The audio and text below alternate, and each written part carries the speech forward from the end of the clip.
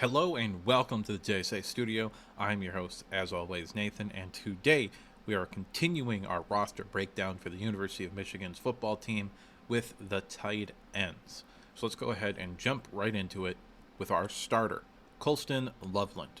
As far as Loveland goes, I think he's one of the 10 best tight ends in college football. I think he's somebody who has first round upside and a ton of potential. Now, as far as his positive goes, I think he can play all three tight end positions. He could be a Y, an F, or an H. 50-50 balls aren't really 50-50 with him. In fact, he's really the first player of the Jim Harbaugh era that I ever saw this Michigan team throw true 50-50 balls to. And that was mainly in the Big Ten championship game this past year was where you really started to see that come out of him. He's a very good athlete for the position and has NFL tight end written all over him. Now, I'm going to jump back to the top of that list, the first thing that I mentioned here, real quick. When I say he can be a Y, an F, or an H, what do I mean?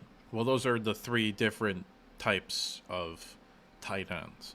A Y tight end is typically referred to as the tight end that is an inline tight end who puts his hand in the dirt and is next to a tackle. Usually these are guys that blocking is usually much more important for them than for an F or an H. Now, an H tight end is typically off the line of scrimmage. Traditionally, when you have two tight ends on one side of the ball, the Y tight end is the one on the line of scrimmage and next to the tackle. The H tight end is the one off the line of scrimmage next to the other tight end. But in modern football, the H has basically just become the tight end position. You do have tight ends that still line up as the Y, but the H is a move tight end, is another term that people used for that position. That's probably his position at the NFL, is as an H more than a traditional Y or an F. Now, an F tight end is something that I invented, okay? The F is traditionally used to differentiate a fullback from a tight end, but the way that I've adapted that sort of role or position is different than the way most people are going to define what an F is. An F, to me, is a very specific type of tight end that you don't want blocking people at all. An F is a big slot to me. That's what an F is. So think if you're an NFL guy, Mike Gesicki is a good example of what I would define an F as. This is a guy who is basically just a wide receiver. He's not playing the Y or even an H, really. It's pretty much he's just lining up in the slot and being a mismatch because slot receivers aren't typically the biggest guys on the field. So you're either putting a linebacker on him or a smaller slot defender. If you prefer college ball, if you're a Pac-12 guy, I don't know why you'd be watching University of Michigan, but if you're a Pac-12 guy, Dalton Kincaid was a very good example of what I would define as an F, or at least that sort of build. I think at Utah, he actually played the Y and the H quite a bit, was really more of an H than an F. But at the next level, I think he's pretty much just going to be an F in my mind. As far as the negatives go, neither of these are all that big of a concern for me. I think this is just stuff like he was a true freshman last year and he's already this good. This is stuff like he's going to have to put on some weight, which obviously he's going to do. The University of Michigan has a great strength and conditioning program. So he's got to get better as a run blocker. Right now, he's just a leverage guy, can't really move anybody. He can kind of just turn them, and then hopefully you can cut off his butt to get upfield. That's basically what he is right now. His route running is unrefined. He's basically just relying on his athleticism as opposed to actually having a refined skill set, being technically sound to break in or out on routes. Now, Colston Loveland is the starter. I don't really think there's a whole lot of controversy here. I think he's very clearly the best tight end on the roster. Let's go ahead and get into the nitty-gritty of this right here. Stat predictions. This is just a general idea of what I think a best case and a worst case could be for Colston Loveland if Michigan really does stick to, the idea that they're going to be 50-50 this year in terms of pass and run. Then I could see him get like 65 catches, 800 yards, and 8 to 10 touchdowns, really. First team All Big Ten, first team All-American, the Mackey Award, all of that is on the table for him. Now, worst case scenario, this is JJ doesn't really take a step forward, and we have to go back to relying on the run game a whole lot more. Probably looking at like 30 catches, 350 yards, 2 touchdowns. Maybe he has like a sophomore slump, and they have to turn to an older guy to really be the tight end one, which isn't impossible. I think it's unlikely, but it isn't impossible for something like that to happen. Then you'd be looking at like 30 catches, 350 yards, and 2 touchdowns. Now, Michigan uses 2 tight ends, maybe more than anybody in the Big Ten except for Iowa. So, who's going to be that second tight end? That's the real sort of battle or controversy here, except for I think it's also pretty clear who it's going to end up being.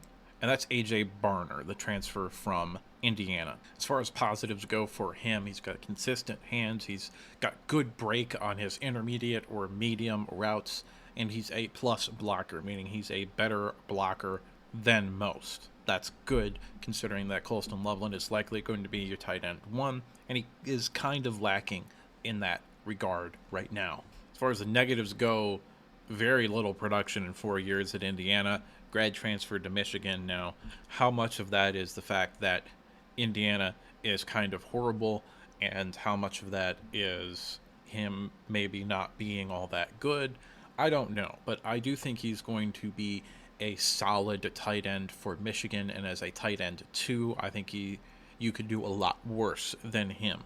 As far as predicting stats for him, it's very unreliable because I'm not really taking into account injuries, so if Colston Loveland gets hurt, then he basically is going to become tight end 1, in which case I think his production is probably going to be more than what I have listed as the best case scenario, especially if he gets hurt at the beginning of the year, but I don't want to predict that because I don't want injuries to happen. So a best case for me as a tight end 2 for him would be 30 catches, 400 yards, and 5 touchdowns. This is JJ, definitely has more chemistry right now, has a easier time throwing the football to tight ends over the middle of the field than wide receivers out far. He relied on his tight ends a whole lot last year, Luke Schoonmaker and then Colston Loveland towards the end of the year. So I think a tight end 2 has a pretty good chance to get some pretty good numbers, 20 to 30 catches, 400 yards, 3 to 5 touchdowns. Those are pretty realistic numbers for me. A worst case scenario would be maybe Colston Loveland is just too good, so he stays on the field, where JJ is throwing to wide receivers more than I anticipate.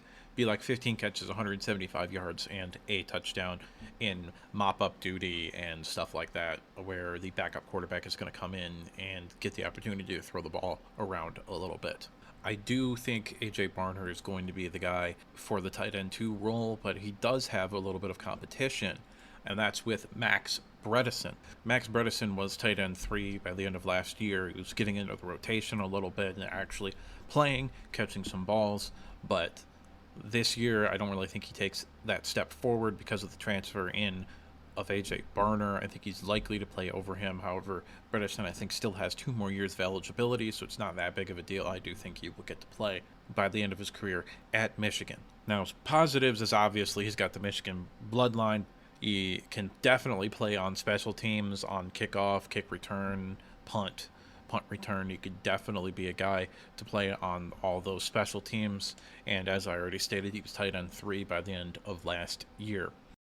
Negatives, he is a little bit small. I believe he's listed at 6'2", so that's a tad bit small for a Power 5 tight end, but it's not that big of a deal because he's probably not going to be the blocking guy anyway. And he's not a great athlete, doesn't have a whole lot of explosiveness. He's going to have to win with technique more than relying on his athleticism. As far as stats go for him, his best case and his worst case is going to be very similar to A.J. Barner. I've got his best case as 30 catches, 400 yards, and 4 touchdowns. That's not as a tight end 3 role. That is, if somebody gets hurt and he has to step up, he will likely be the tight end 3. You could make an argument that maybe it'd be something like Hibner or maybe somebody else that I don't know about off the top of my head, but I don't think so. I think it's probably going to be Bredesen. And the best case scenario would be 30 catches, 400 yards, 4 touchdowns. Worst case scenario, if he actually gets playing time, maybe garbage time, he's in there to catch some passes. 12 catches, 175, 150 yards, and maybe a touchdown as well. But I like his upside as a receiving tight end, which is why I wanted to include him in this video. Not only that, not just for this year, but potentially down the road. You can see what my opinion on him is right now and how that could change after this year, heading into the next year, as potentially his role could increase.